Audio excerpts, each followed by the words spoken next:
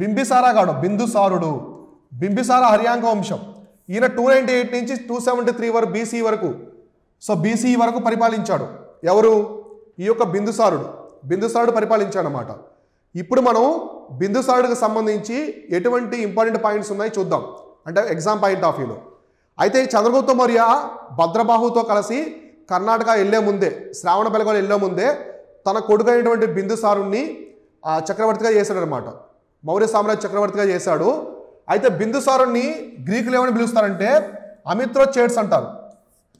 చంద్రగుప్త మౌర్యాన్ని శాండ్రకొట్టాస్ అన్నారు. వీళ్ళ కొడుకు అయినటువంటి అమిత్రోచేట్స్.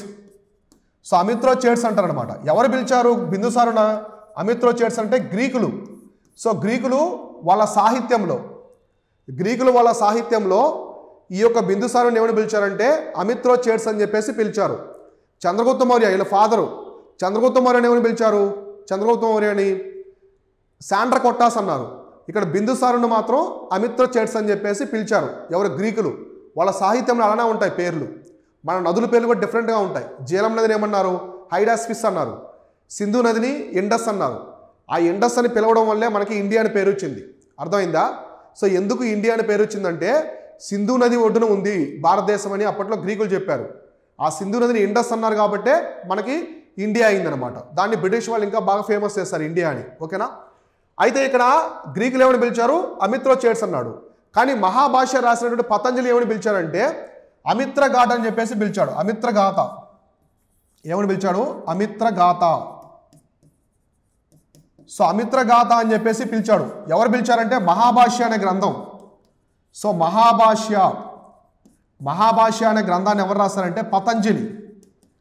పతంజలి రాసినటువంటి ఈ మహాభాష్య గ్రంథంలో బిందుసారుని ఏమని పిలిచారంటే అమిత్రగాథ అని చెప్పేసి పిలిచారు. ఏంటి అమిత్రగాథ అంటే?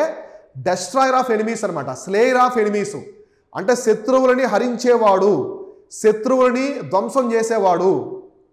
అంటే బిందుసారుడు కూడా చాలా శక్తివంతమైనటువంటి చక్రవర్తి. ఆయన చుట్టుపక్కల ఉన్నటువంటి పొరుగు రాజ్యాలతో చాలా స్నేహ సంబంధాలు పెట్టుకున్నాడు. కానీ ఆయన మీదకి ఎవరైనా యుద్ధానికి వస్తే శత్రువుల మొత్తాన్ని కూడా ధ్వంసం చేసేవాడు. అటువంటి శక్తి సామర్థ్యాలు కలిగిన వ్యక్తే బిందుసారుడు. అర్థమైందా?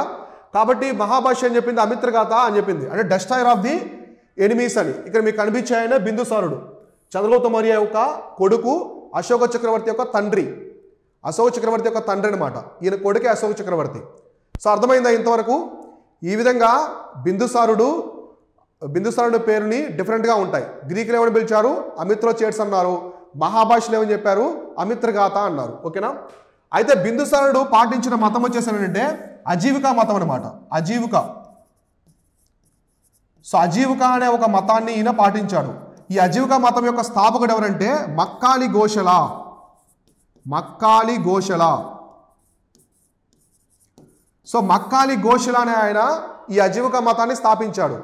ఆ మతంలో బిందుసారుడు జాయిన్ అయ్యాడు. మీరు మౌర్య చక్రవర్తుల్ని బాగా గమనిస్తే 3 మౌర్య చక్రవర్తులు 3 మతాల్లో ఉంటారు.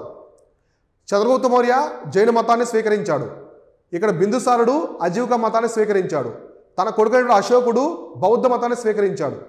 ఇలా 3 మతాల్ని పాటించారనమాట. అయితే అజీవికా మతాన్ని ఎవరు తీసుకొచ్చారంటే మక్కాలి గోషల. ఎవరంటే ఈయన మామూలుగా ఈయన కూడా వర్తమాన మహావీరుడు పక్కనే ఉంటాడు. వర్తమాన మహావీరుడు ఫాలోవర్గా ఉంటాడు, అనుచరుడుగా. అయితే వర్తమాన మహావీరుడితో విభేదాలు చేసుకుని అయినా బయటకు వచ్చేస్తారనమాట. బయటకు వచ్చి జైన మతం నుంచి ఒక మతాన్ని స్థాపించాడు. ఆ మతమే అజీవికులు. అయితే అజీవిక మతంలో నియాతి అని ఒకటి ఉంటుంది. నియాతి అంటే మనం జీవించే విధానం. ఈ నియాతి మీద కర్మ అనేది ఎటువంటి ప్రభావం చూపించదు. కర్మ ఈజ్ ఏ ఫాలసీ అన్నాడు. కర్మ ఈజ్ ఏ ఫ్యాలసీ అన్నాడు. అంటే కర్మ అనేది ఒక అపోహ మాత్రమే. మనం పూర్వజన్మలో చేసిన పాపాలు, ఈ జన్మలో చేసిన పాపాలు మన జీవితం మీద ప్రభావం చూపిస్తాయంటే అది రాంగు. అసలు కర్మ సిద్ధాంతమే ఉండదని చెప్పేసి ఈ అజీవిక మతం చెప్తుంది. కాబట్టి ఆ అజీవిక మతంలో ఎవరు చేరారంటే బిందుసారుడు చేరాడు. ఎవరు? మౌర్య చక్రవర్తి. అయితే ఈయన డిప్లొమాటిక్ రిలేషన్స్,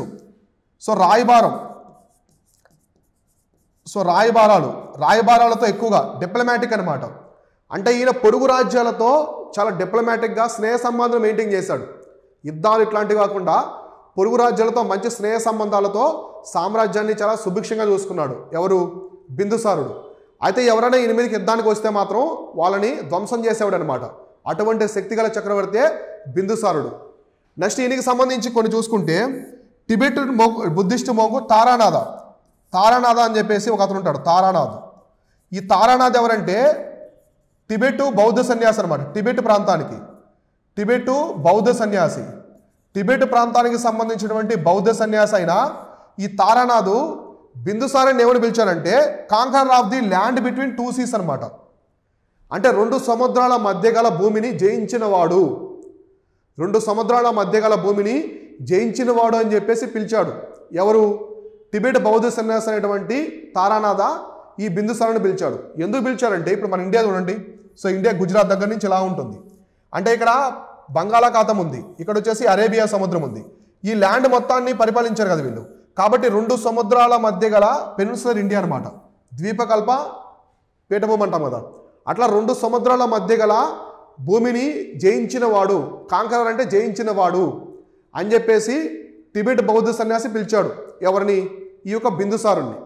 కాబట్టి ఈ విధంగా బిందుసారుడు తన పరిపాలన చేశాడనమాట. అయితే బిందుసారుడు తర్వాత ఈ మౌర్య సింహాసనం అధిష్ఠించింది ఎవరంటే అశోకుడు అనమాట.